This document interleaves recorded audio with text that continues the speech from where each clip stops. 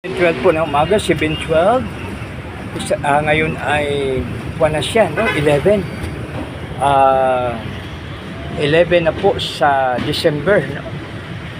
So, ang yobang ko dito po sa footbridge ng Idang at saka doon Carlos Sevilla doon sa kabila, no? Ito po ang footbridge, mga kaibigan.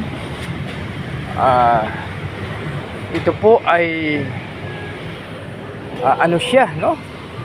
Medyo binabaha. So maaring barado po ang ano niya, no?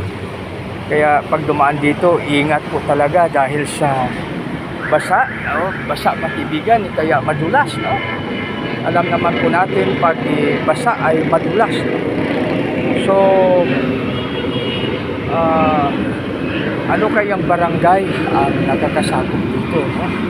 So may I strongly suggest, no, na ito po ay paano siya mapasadahan ng tupad, kasi yung tupad, mga kaibigan, ay tumutulong sa atin para sa kalinisan, no? Naglilinis sila.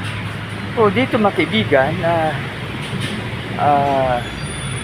nakaligtaan po ng tupad.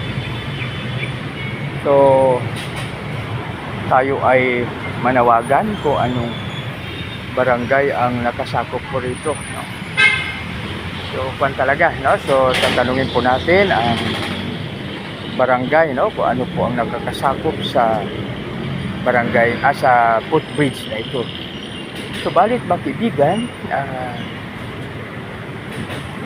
pag dumaan po tayo dito, ingat po tayo. So kaya ako ay nakahawak sa grills, no? Side grills. Kasi mahirap. Kasi kung nakahawak tayo, kahit madulas tayo, so iba na talaga kung nakahawak tayo. Yan, so careful. Ayan. Grabe ang traffic, mga kaibigan, dito sa Aurora Boulevard, Pasay City. Ayan, so pag dumaan ang tupad, ubos to, no? So ito po, mga kaibigan, no? So ano siya, no? Napaka dumi po.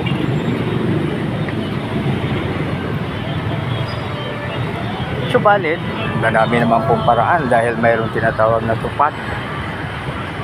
So kung hindi makaya ng street sweeper, tupad po ang siyang mangalaga.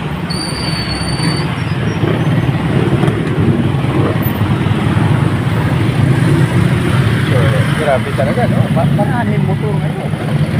Isang maganda, mapagpala, mapagbiyaya at makadiyos po na umaga sa bawat isa, making Pasay City a healthier place to live in. So ito siya, mga kaibigan, maganda umaga sa lahat. God bless us all.